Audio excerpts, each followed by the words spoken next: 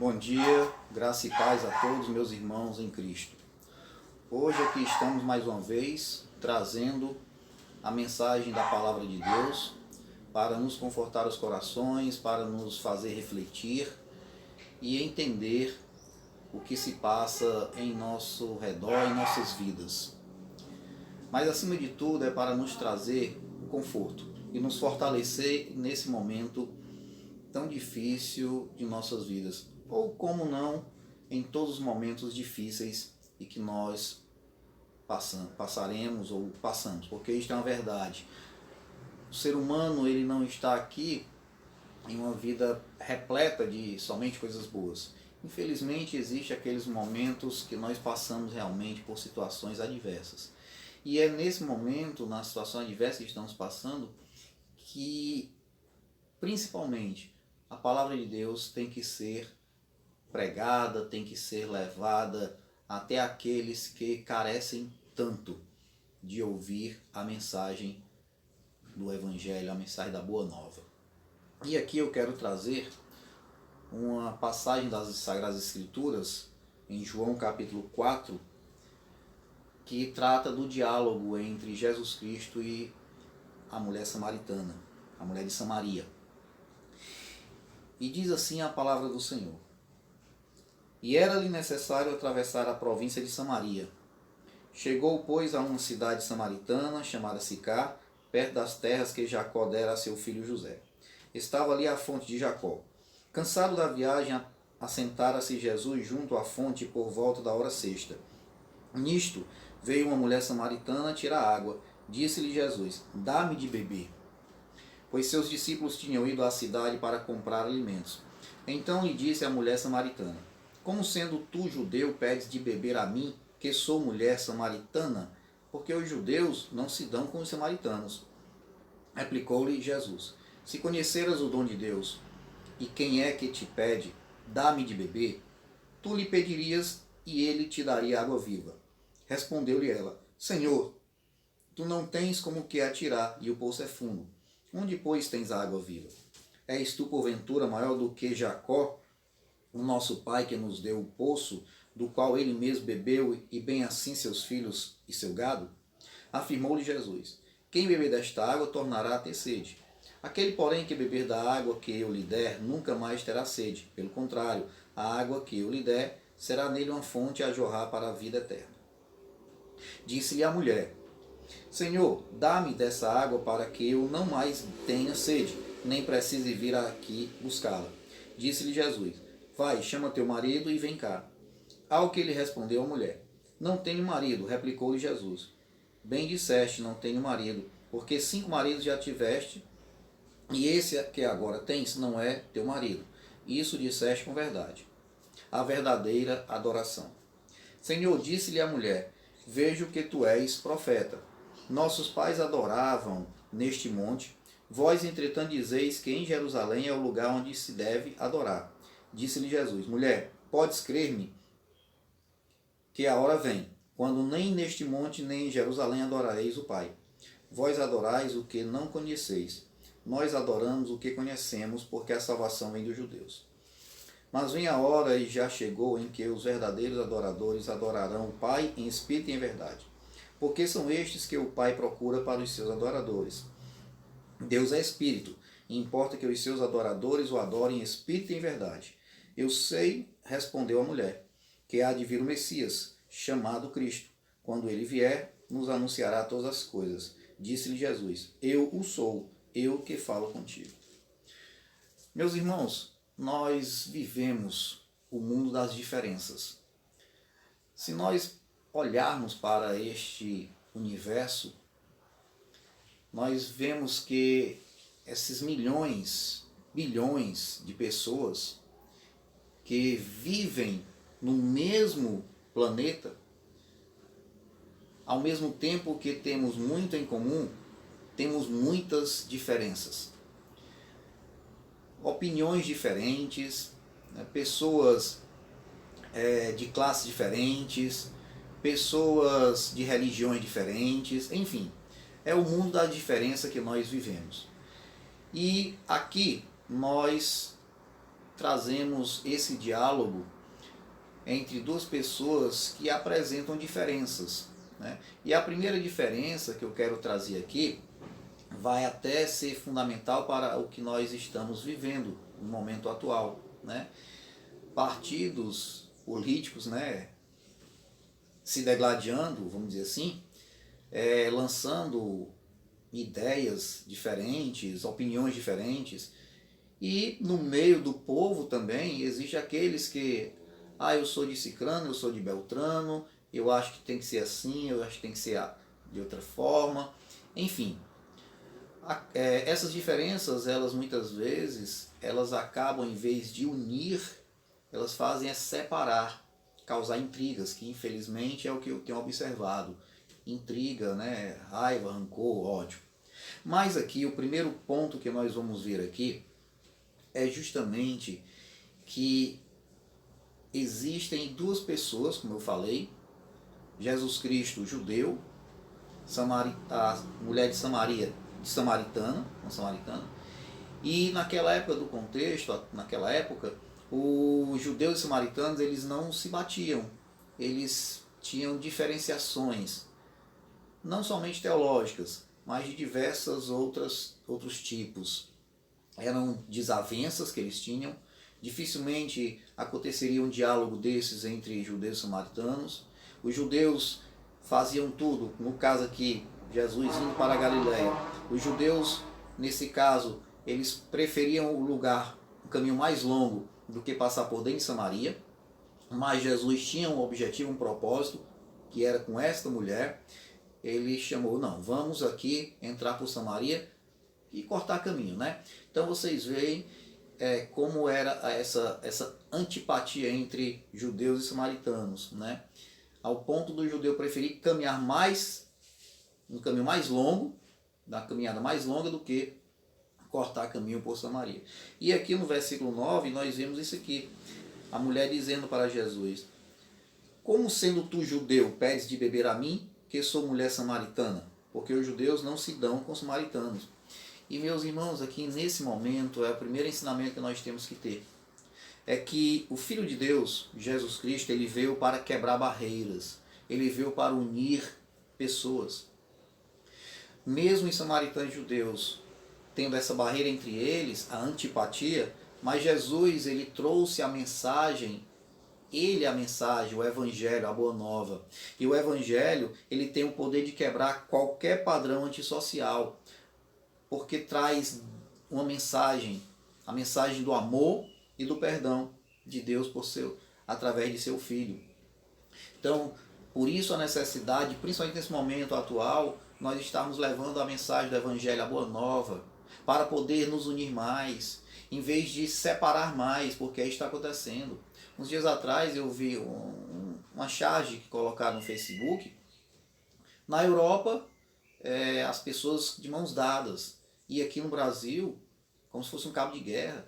De um lado e de outro, pessoas se degladiando, né? Um querem puxar a razão para si próprio. E isso não pode acontecer. O Evangelho não. O Evangelho, ele une. O Evangelho, ele quebra essa barreira. Por isso que nós temos, como cristãos, que pregar a palavra de Deus. Temos que levar a mensagem do amor, do perdão, que este é o momento. Muitas pessoas estão morrendo. Mas você já parou para pensar como essas pessoas estão morrendo? Como é que está dentro dela? Como é que está o coração dela? Será que essa pessoa morreu sem perdoar alguém? Será que essa pessoa sabia o que era o amor de verdade?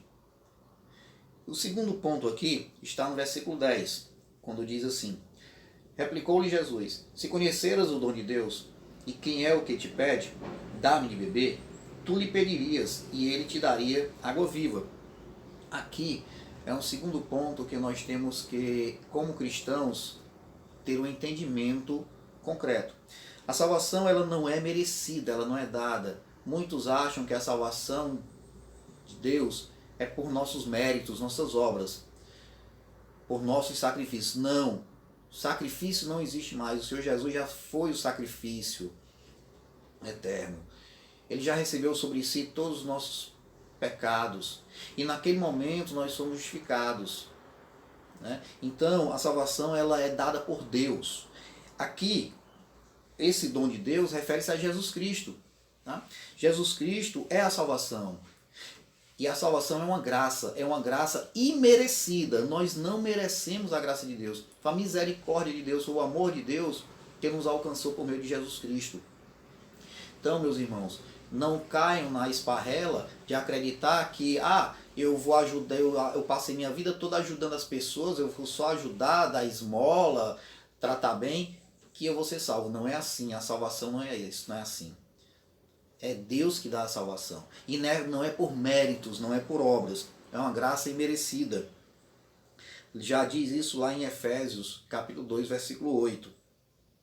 E, meus irmãos, um terceiro ponto aqui está no versículo 14. Aquele, porém, que beber da água que eu lhe der, nunca mais terá sede. Pelo contrário, a água que eu lhe der será nele uma fonte a jorrar para a vida eterna. Aqui, nesse ponto, Jesus ele está fazendo um contraste entre a água física e essa água da vida eterna. Ou seja, aqui seria referente à vida espiritual. Essa água que o Senhor Jesus está falando, a água viva, é a vida espiritual da pessoa. Ele está fazendo esse contraste, trazendo a ideia de que o seguinte, do jeito que a água física é muito importante para nós não vivemos sem água, mas existe uma água muito mais importante, que é a nossa vida espiritual. E ele é a água viva, Jesus é a água viva. Esta samaritana, ela tinha conhecimento alguma coisa, ela conhecia, ouvia falar sobre o Messias. Possivelmente ouviu falar que o Messias viria para salvar o povo, né? Tirar das garras do poderio de Roma. Mas ela não entendia bem nem o que era a salvação e nem quem era o Messias. Como muitos naquela época não entendiam, até o Senhor Jesus chegar. Então aqui ele traz a seguinte ideia, o seguinte ponto. Os prazeres mundanos são passageiros, mas a salvação é eterna. Todos nós procuramos prazeres diversos. Muitas pessoas nesse momento procuram, em vez de estar em suas casas buscando essa vida espiritual, se aproximar mais de Deus, muitas vezes estão ligados, como eu falei uma vez, às redes sociais, estão ligados às televisões, estão ligados a diversas outras atividades que não seja buscar o Senhor. Aí vem uma pergunta e um questionamento. Essas pessoas que morreram por causa da Covid-19, como é que estava essa pessoa espiritualmente? Será que essas pessoas estavam salvas? Claro que somente o Senhor sabe. Será que alguém próximo a você partiu e você não deu a oportunidade dela ouvir a palavra de Deus? Será que você um dia aproveitou esse momento, desde o início da quarentena, para levar a palavra de Deus àquelas pessoas, seus familiares principalmente, que você sabe que ainda não recebeu a salvação em Cristo? Então, meus irmãos, veja que nós temos que ter muito cuidado com isso. Nós temos uma responsabilidade muito grande de levar a mensagem do Evangelho, a salvação em Cristo Jesus, a começar pelos nossos familiares. E nós temos que levar essa ideia de que os prazeres mundanos são passageiros, mas a vida é com Cristo, a salvação, ela é eterna. Ele é a água em abundância. A nossa vida espiritual aqui é uma transformação espiritual que o Senhor Jesus está trazendo para esta mulher. Quando você crê no Senhor Jesus como seu Salvador, Ele passa a transformar a tua vida. Você tem uma transformação espiritual. Você é capaz de esquecer mais os prazeres mundanos do que e voltar para os prazeres espirituais, que é estar em Cristo Jesus, que é alegrar-se no Senhor, que é buscar olhar mais para Deus, é buscar entender mais a mensagem do Evangelho, o amor e o perdão. Você passa a amar mais o seu próximo, você passa a amar a Deus sobre todas as coisas, e você passa a aprender a perdoar mais aqueles que te ofenderam. E agora, meus irmãos, nós vamos para um quarto ponto que está no versículo 24. Deus é espírito e importa que os seus adoradores o adorem em espírito e em verdade. Aqui nós estamos falando de um outro ponto que é a adoração, né? Como é que essa adoração acontece? A adoração cristã, ela não está limitada a nenhum local terreno, mas se dirige aos céus, né? A gente está hoje aqui enclausurado, né? Muita gente, eu não fui à igreja, eu não posso, que coisa chata, eu não estou indo à igreja, tudo mais. E muitas vezes a gente esquece e se fixa somente em paredes. E não pode ser assim. Aqui o Senhor Jesus, ele está trazendo uma outra informação muito importante para nós cristãos. A verdadeira adoração, ela não está centralizada somente no templo. Claro que é importante nós, como irmãos em Cristo, temos os nossos momentos na casa do Senhor, né? Nos reunimos ali como irmãos em Cristo para adorar o Senhor. Mas a verdadeira adoração, não adianta você estar ali na casa de Deus e a sua adoração não ser esta voltada para os céus, né? Ela tem que ser uma adoração oferecida na plenitude do Espírito, ou seja, sempre olhando para o ser de Deus. Você sabe quem é Deus? Você sabe o que é o ser de Deus? Será que a sua adoração é aquela totalmente voltada para os céus? É assim que Jesus está trazendo essa mensagem nesse momento para a samaritana. A adoração verdadeira é a adoração em espírito e em verdade. E a natureza de Deus, aqui ele diz assim, Deus é espírito. O que é Deus ser espírito? Essa afirmativa, ela traz muito mais, ela diz justamente isso, olha, Deus, ele está nos céus, ele é maior do que tudo no universo, né? Ele não se restringe somente a um local, porque nesse momento aqui Jesus está discutindo um assunto onde os samaritanos, a Deus era somente em um certo local, né? Mas Jesus diz logo assim, primeiro, a salvação vem dos judeus, né? Os judeus fazem parte do plano redentor, né? E também ele diz, olha, os verdadeiros adoradores adorarão o Pai em espírito e em verdade, né? Então, não se restringe somente a um local determinado. Deus é muito mais, né? Deus é espírito, Deus é todo suficiente, é eterno, é imutável, é onipresente, onipotente, onisciente. Deus é santíssimo, as pessoas esquecem da santidade de Deus. Quando eu procuro entender sobre a santidade de Deus, eu procuro buscar mais santidade, eu procuro ser mais santo, porque Deus nos criou para sermos santos como Ele.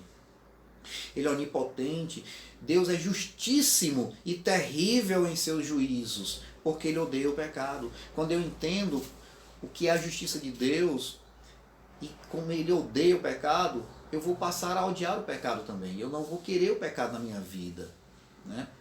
Meus irmãos, para finalizar, o que é adoração em verdade e espírito, né? Adoração em espírito, primeiramente, é a adoração que não deve ser de forma externa, de conformidade externa, né? Você não pode adorar o Senhor de forma externa, que seja somente vamos supor que seu corpo presente, mas o seu coração não está ali presente. Então, adoração em espírito é aquela adoração interior, com a atitude correta do seu coração. É por isso que antes de adorar o Senhor, eu busco o Senhor e peço perdão pelos meus pecados. Eu peço que o Senhor sonde meu coração, como Davi fez. Prova-me, Senhor Deus, tu conheces meus pensamentos, vê se há algo de mal no meu coração, para que eu não me desvie dos teus caminhos. Então, adorar a Deus é muito mais do que você estar ali dentro do templo, seja em qual for o canto que você estiver, olhando para Deus e expondo suas orações. Não, é muito mais. Tudo tem que ser de coração, forma correta de coração. E adorar o Senhor em verdade é de acordo com a Escritura revelada. E a Escritura revelou o Filho de Deus. Então é centrada no Verbo que se fez carne. É centrada em Jesus Cristo, que por meio de Jesus Deus nos foi revelado. Então, adorar ao Senhor, adorar a Deus em verdade, é eu estar centralizado em Jesus Cristo. É por isso que nós prezamos sempre pela pregação cristocêntrica. Tudo que nós fizermos é nesse sentido. Jesus Cristo é o centro. Ele nos fez revelar o Senhor Deus através dele. Então, essa é a adoração. Adoração em verdade, através das Sagradas Escrituras, que nos revelou o Deus poderoso, o Deus de amor e justiça, o Deus que se fez carne e se fez revelar por meio de Jesus Cristo. Então esses são os pontos que eu quero trazer aqui para vocês hoje. Quebrem as diferenças. O Evangelho é para isso. Preguem o amor, o perdão. Ensinem sobre a salvação. A salvação está em Cristo, não é por obras. A salvação é algo imerecido, nós não merecemos, mas a misericórdia de Deus nos alcançou. E enfim, adorar a Deus é adorar em espírito e em verdade, é adorar de todo o coração e é adorar olhando para a centralidade das Escrituras, para o Senhor Jesus Cristo. E é o Senhor Jesus, em nome dele, que eu peço que te abençoe, abençoe você, seus familiares, e que você possa refletir nesses pontos aqui que nós trouxemos. O Evangelho, ele quebra barreiras. O Evangelho, ele te ensina a amar e a perdoar. Porque Jesus Cristo, ele amou, ele te ama e ele nos ensinou a perdoar. Que Deus abençoe a tua vida. Amém.